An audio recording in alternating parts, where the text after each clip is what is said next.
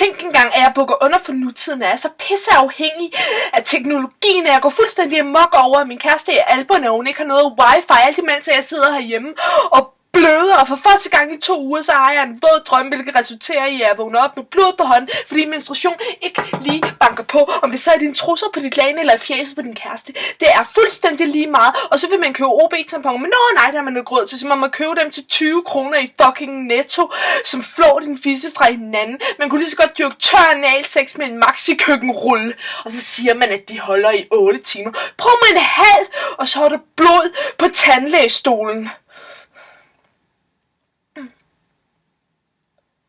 Hvor din wifi-løse kæreste, by the way, skulle have taget med.